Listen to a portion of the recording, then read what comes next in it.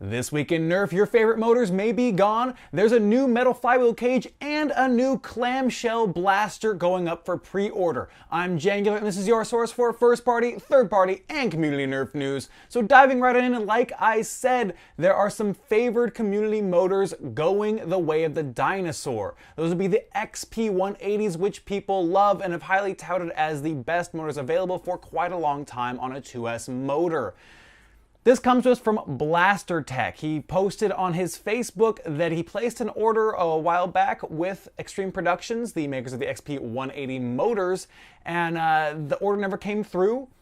They never got it. They tried to get in contact, never heard back from them. There was no communication, no nothing. It seems as though Extreme Productions is gone. They've gone belly up, they've gone bust, whatever, however you want to put it. It seems they are no more, or I mean, fingers crossed, maybe they're just, something's wrong and they're going to have to fix their stuff and they'll come back. But it seems right now as though XP180s, they're going to be no more. So if you have some, those may be the last ones you'll get your hands on. Or if you're trying to get them, good luck finding them. People are probably going to be a little bit more cautious when selling them now and maybe hoarding them a bit more. So just keep that in mind. Hopefully, like I said, maybe they'll come back, but it seems right now they are not going to be available and they're going to be gone. I know these are a favored motor. I know a lot of people like them.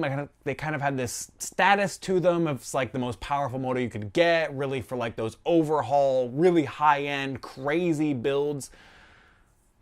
So it's a bit of a bummer they're gone, but to me, this just kind of further cements that the Fang motor is the way to go moving forward. It is the highest torque, most powerful motor you can get in a 132 form factor that's in fact smaller than the XP180. And yes, you'll have to use a 3S motor or a 3S battery to power the motors as opposed to the 2S, which can be a little bit smaller and fit in thinner profiles and whatnot. But it's just the way things are going to go. And the Fang motor is readily available. We know the suppliers, the producers. They're part of the hobby. It's not an external company that we have to rely on and cross our fingers that hopefully they'll cater to us. It is a Nerf-based company. So that's a great thing for the community, at least. Just trying to give you a little bit of a silver lining to the gray cloud that is the XP180's going away. So that's that unfortunate news. But like I said, hopefully they'll come back. Hopefully something will happen. If not, we do have plenty of motors available in the community that will make up for that loss. Moving on, Worker has released a metal Hyperfire flywheel cage. This is pretty cool. I know a lot of people like the metal flywheel cages. I would like to get some of my own. I do like the idea of noise reduction when especially balanced with or done with balanced flywheels. You can really kind of get that to a nice hum rather than that screeching yell that is so often common with flywheel blasters that have been overhauled. But this is not just the flywheel cage. It comes with metal flywheels as well, and motors and switches and all kinds of stuff. This was found by Reddit user Unipugosaurus and posted up. And like I said, it is a full kit. It's definitely interesting. Hopefully we'll see just the flywheel cage at some point as well. I think most people are more interested in just the flywheel cage rather than the whole kit and caboodle. The ability to customize and add your own wheels and everything. As metal wheels, they're heavy.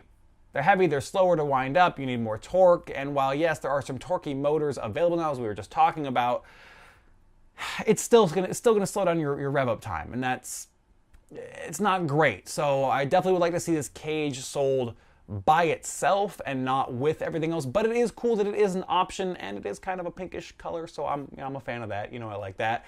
So that's something out there if you are working on overhauling a Hyperfire and looking for another cage. Maybe you didn't want to go with an OFP cage or maybe you just really wanted a metal cage. This is an option for you and that is available. That is out there. The link to both the Reddit post and the listing on Taobao will be down below.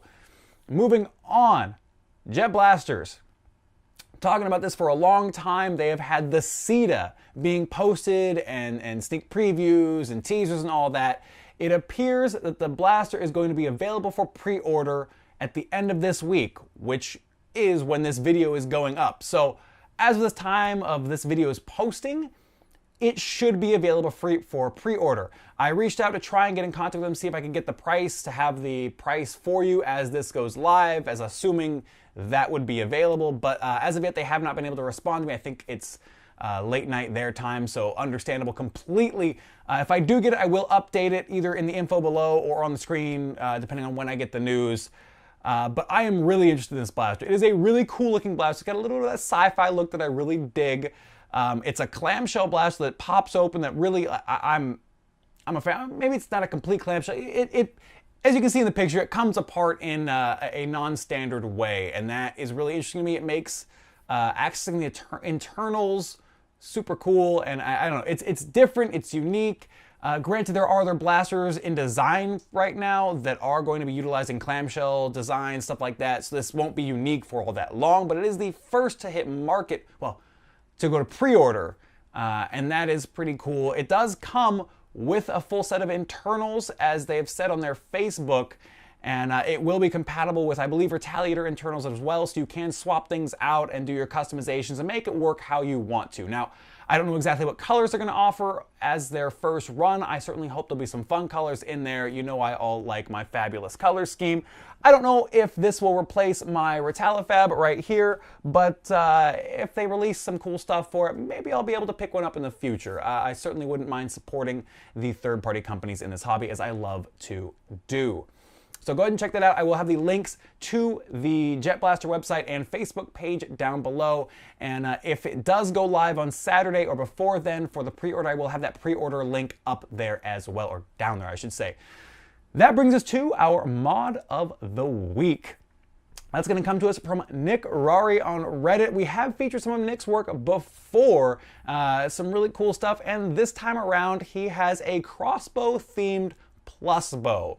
And that, to me, is super cool looking. It just has some really nice lines. Now, the crossbow is iconic in the Nerf hobby. Whether you like it or hate it, it's kind of irrelevant. It is a popular blaster. It's a really cool looking shell that a lot of people really like. And I think it's kind of cool that he paid tribute to that and made his homemade look somewhat like that crossbow and have those lines, those cool kind of sweeping lines and everything that goes with it. It's just so, it's nice to me because the crossbow got its popularity from being an NIC blaster, that people would overhaul the internals, and now that it's been kind of outclassed with a lot of the internals and blasters that are being made in the NIC now, because you couldn't fit things inside of it, was my understanding. So being able to do just a custom homemade that pays tribute to that, I think is a really nice touch. I really like that. So feel free to check that out. The link to that will be in the info below, as with everything else. And yeah, check it out, show it some love, and let me know what you think. That brings us to our last thing for the episode, which is the video of the week, which comes to us from Foam Blast, and that is the Uber Jolt. It is a Jolt that has flywheels on it. I mean, do you really need to say much of anything else? I believe, as they put it, they never stopped to ask if they should, just if they could. And it's ridiculous, it's entertaining, it's funny, it's amusing, and I think that's awesome. I like it. It's one of those things that, you know, we often get so caught up with performance and how things, you know, look and perform on the field and how functional they are and all that. It's just like, you know what, let's just do something fun. Let's just do something fun, kind of like the hammer strife that Nobicon did a while back. Like, I like these kind of things. I like kind of balancing between the fun and goofy and the, you know, functional, tactical, awesome performing stuff. So this, it was right on my, it was a funny, entertaining kind of idea that I'm really glad they did. And I definitely check it out. That video will be right here because we're at the end of the video now. So let me know what you thought of everything in this episode. The new blaster, the CETA, the XP80s, 180's going out of business potentially, the worker Hyperfire cage. Let me know what you think of all of it. Check it out. Links are down below with everything. And if you're new to the channel and enjoyed this video, feel free to hit the subscribe button for more in the future. And as always, thank you so much for watching. I'm Jangular, and I'll see you next time.